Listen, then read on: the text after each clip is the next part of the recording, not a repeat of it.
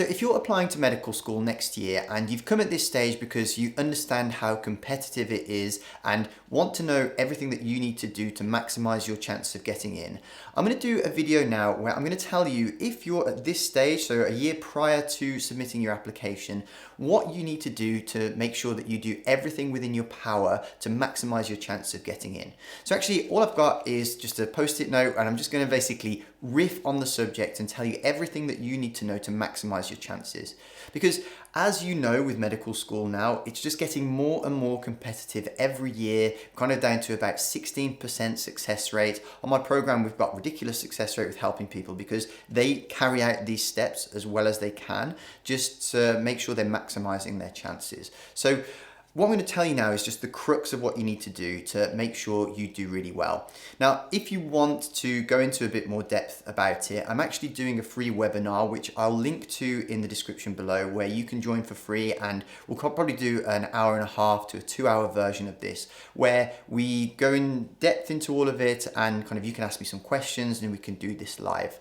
But what I want to get across to you is that the earlier you start with your medical school application and the more time that you can put into it, the higher chances you're going to have of getting in. Because really what you need to do, when you put that amount of time and dedication and kind of consistency in it, firstly, it increases your chances. And then once it's kind of increased your chances to the stage where you're at the baseline to be eligible for most medical schools, beyond that, you then make yourself eligible for the most difficult medical schools or the most competitive ones. So the more that you can do, the better, the higher chances you'll get of getting in, and the more likely you are just to succeed. Because as ever, we're seeing lots of people falling at different hurdles, struggling to get the UCAT score that they need or the BMAT score, writing really not very good personal statements, choosing bad universities that just don't suit their individual choices. Not bad universities in that the medical schools are bad, because they're all very high standard, but choosing universities that don't suit their particular strengths. And finally, the biggest one I see these days is people getting 4 interviews and not getting an offer off that, because as I'm about to show you, they don't do the right steps. So I'm going to kind of just use these just to quickly refresh my memory of not refresh my memory, but guide me as to make sure I don't miss any important bits. But basically, I'm just going to tell you the 4 stages or the 4 phases of med school application and what to do at each of those to make sure that you maximize your chances and just do really well. So the first phase is, like I say, ideally, we want to be starting at least a year before we submit our application. So just to kind of paint the picture, if you're starting medical school in September 2025, that means that you submit your application in September 2024, and that means you should start preparing really September 2023. So that's the kind of timeline you need to be looking at. Now, phase 1 is that kind of, the year prior to submitting your application. Now, what do you need to do? Well, there are a few things that you need to make sure that you are achieving and kind of ticking off on your journey and what in that time, because these are the things that will go and be happening in the background that will help you, and they will kind of almost be ticking along and accumulating whilst you then can shift gear and focus on the other stuff.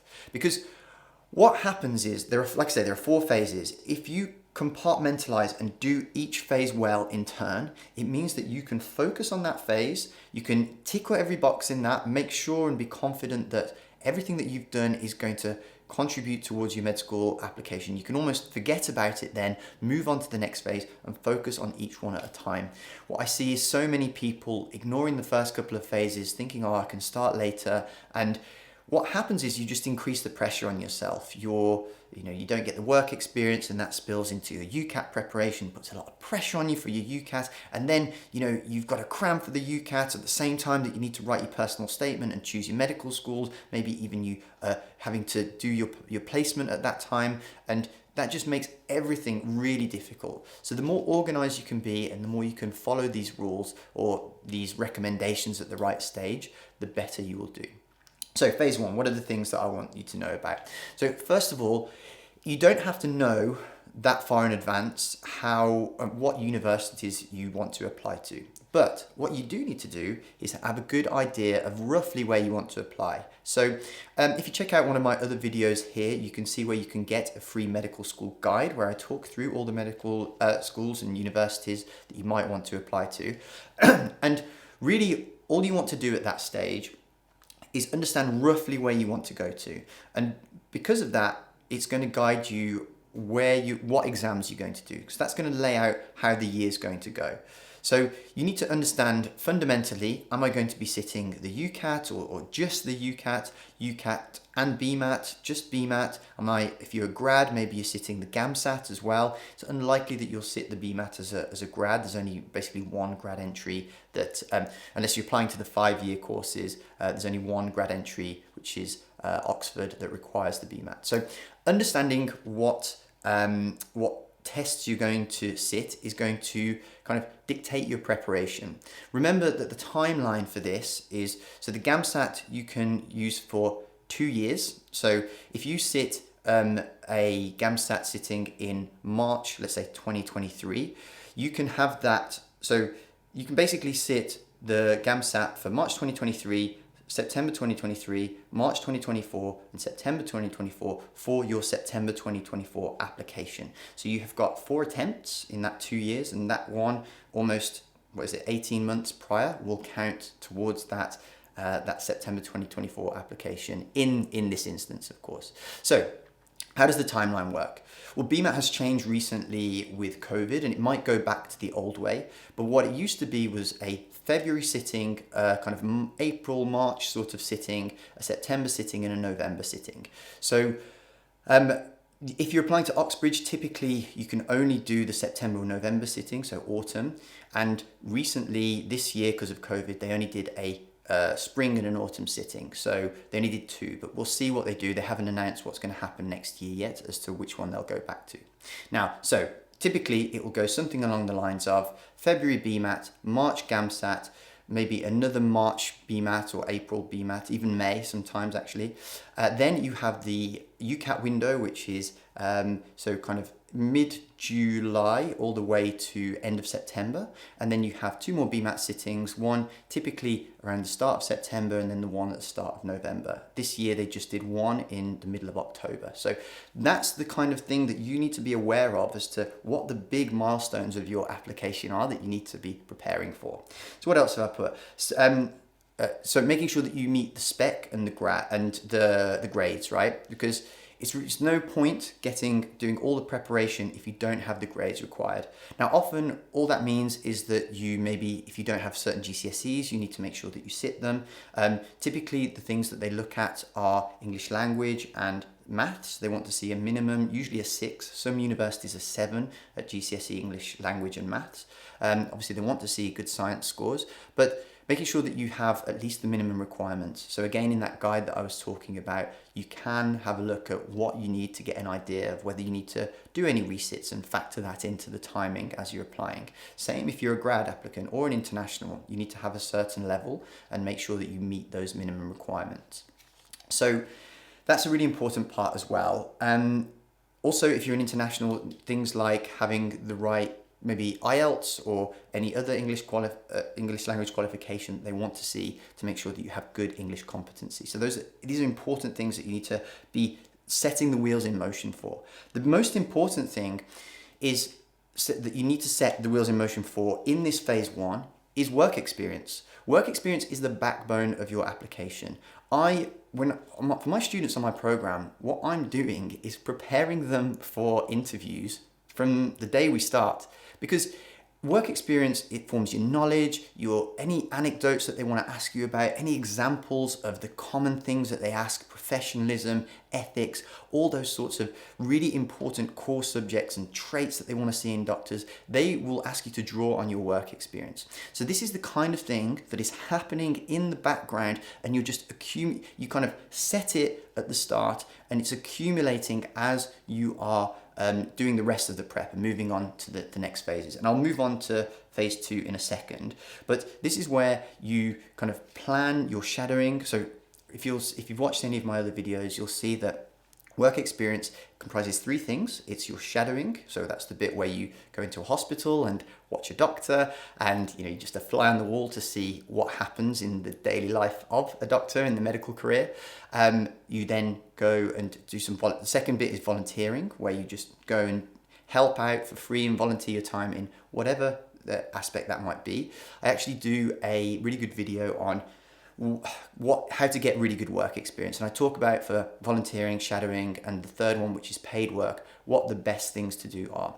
Now the paid work is, like I say, the third one, where you're demonstrating responsibility and just the ability to hold down a job, and that has a variety of traits that they exhibit and draw parallels with the life of a doctor. So those are the three, and like I say, the most important thing for that is to keep a diary, because they will ask you about these things and you really want to have all the amazing experiences and lessons that you've learned at your fingertips. So keeping a diary, people really underestimate how much you forget.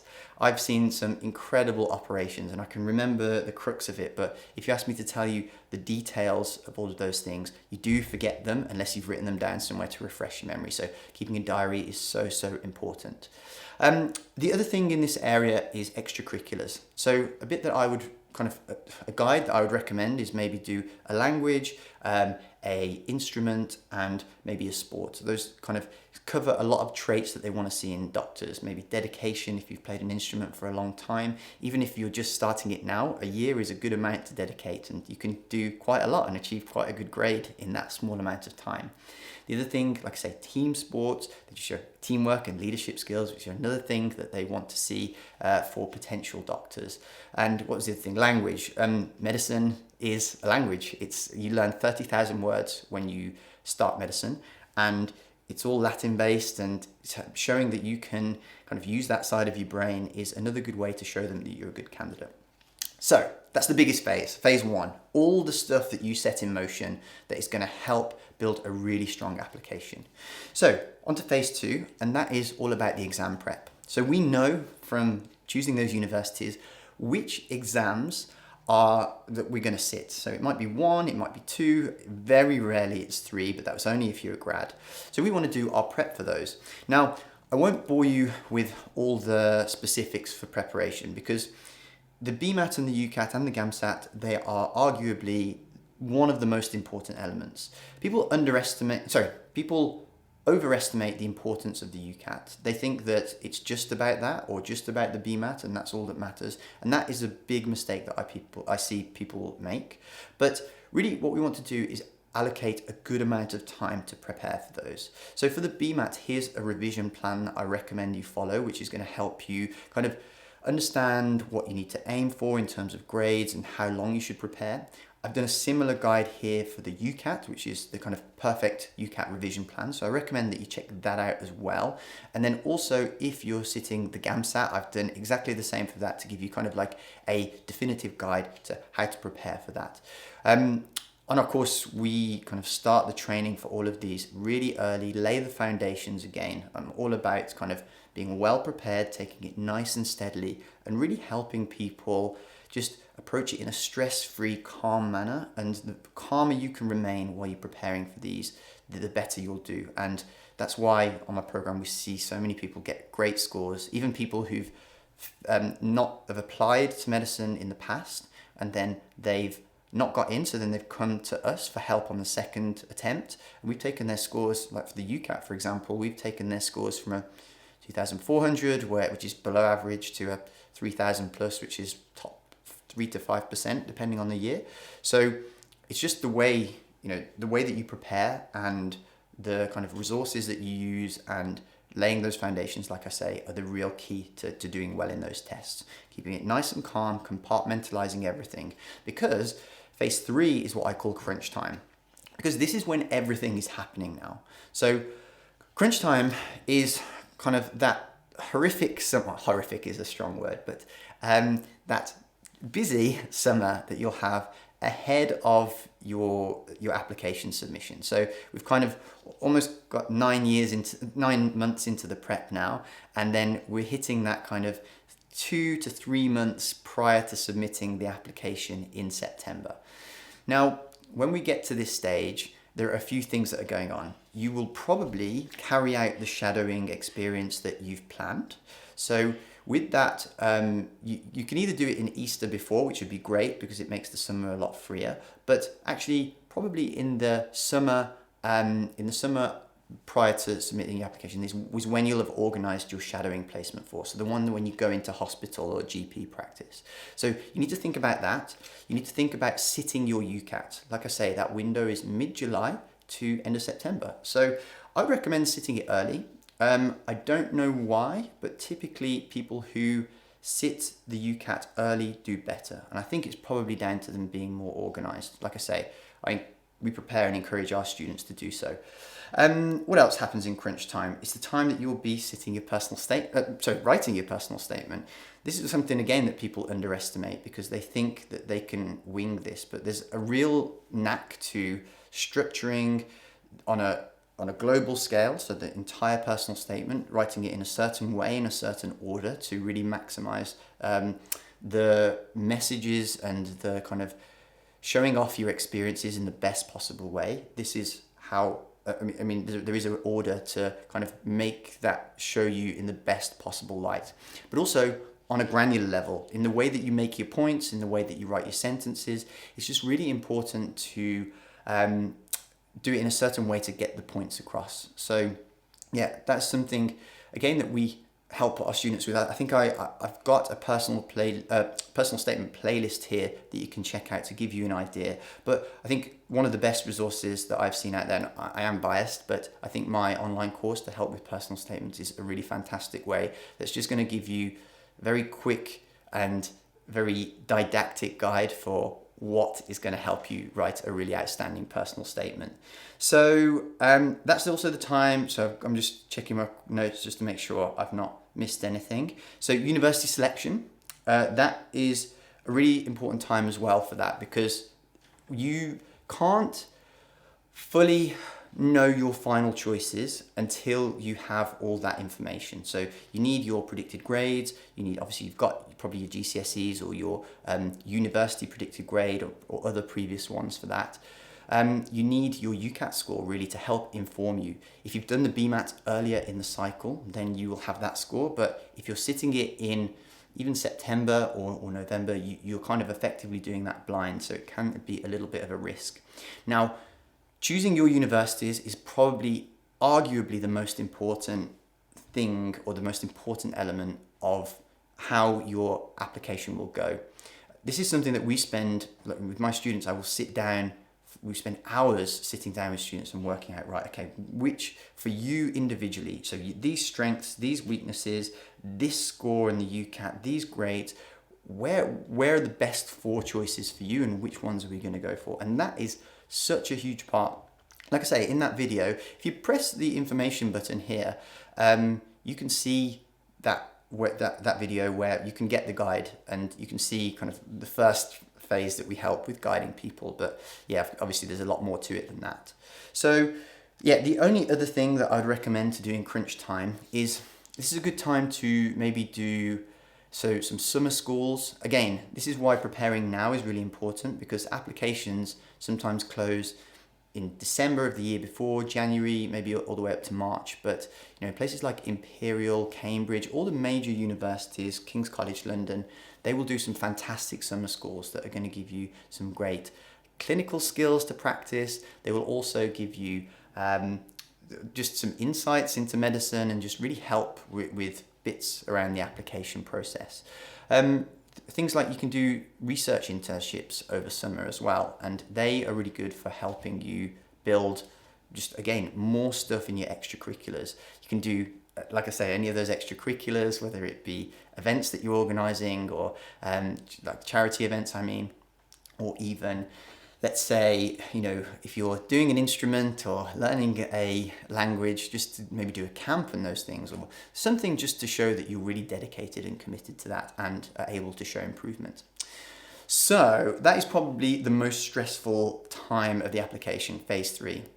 Once you have submitted that, assuming that you're not doing the BMAT in November, in the autumn, you usually, once you submit your application, you're then ready to kind of start preparing for interviews. Like I say, if you're sitting the BMAT, then you submit your application, then you need to focus on the BMAT for a bit, but then it's time to really start preparing for interview. Now, things that are really important to prepare for interview is make sure you really look at your personal statement and think, and do this immediately after having submitted your application while the personal statement is fresh in your memory, and just go through it and think of some of the questions that you think you might be asked and start preparing those. But then really it's all about interview preparation. Now, interviews could be anything from November all the way up to literally as late as kind of end of April, start of May. It's so varied and it's so difficult. So you will probably only get a few weeks notice. So it's so important that you're prepared ahead of time. Like I said at the start, my students, I say to my students that interview preparation starts from day one, because everything about your understanding of the career, your demonstration of traits, your development of skills, all the things that are building evidence to make a good doctor start way back then. Because what I always say to my students is that the thing about interviewers, they can tell who the real deal is and the people who are faking. Because it's like when you go into your interview and someone asks you to describe an experience, and if you've spent, hours, hundreds of hours in hospital, and you can just off the bat tell a story, or you know so much about a subject that just without thinking you can reel off just a really intelligent opinion about it, then that just shows that you are the real deal. And that's exactly what we do for our training. We train people to have the knowledge, present their experiences in a structured, methodical way to just really bring out the best in them and the skills that they've gained from it, and just showcase all the fantastic work that they've been doing. Do me a favor and do not underestimate interviews, because interviews genuinely are one of the biggest hurdles that people fall down on. Like I say, in these years where we're getting more and more competitive with the med school application, I'm seeing more and more of that. Now, the people that we train, I'm really glad to say that once we get them in front of the interview panel, we've always managed to get people through and get offers. So it's something that unfortunately people think that they can kind of just go alone, and that's the bit where they're fine from there, and it's often the biggest hurdle that people fall down on. So really something to take seriously. Make sure you revise all the knowledge that you need, all famous cases that you need to know about, keeping up to date with current affairs, and just know the core things about you and the life of a doctor, medicine, medical ethics, everything that you need to be pretty hot on to make sure that you convert that final hurdle into an offer. So basically, that's it. So like I say, if you can take each phase in time and just focus on one thing at a time, you can make the journey a lot less stressful, and the less stressful you can make it, the more likely you are to do well with it. So if you want to join that course that I said, well, it's a webinar that I'm going to do where I'm going to teach you how to kind of go through these phases in a little bit more detail to really make sure that you're maximizing everything about that. Like I say, in the description below, we've got limited space, but the first 100 people to sign up will get a spot there. Other than that, I recommend that you probably check out the channel, which you can do by looking at this video here, and that's going to orientate you to all the different free resources that we give, and all the kind of ways to get really useful information for each stage of the med school application. And then finally, if you want to have me help you one-on-one on your medical school journey, I recommend that you check out this video here. So otherwise, I just want to thank you for watching this video, and I really wish you the best of luck with your application to medical school, and hopefully see you in another video. Take care.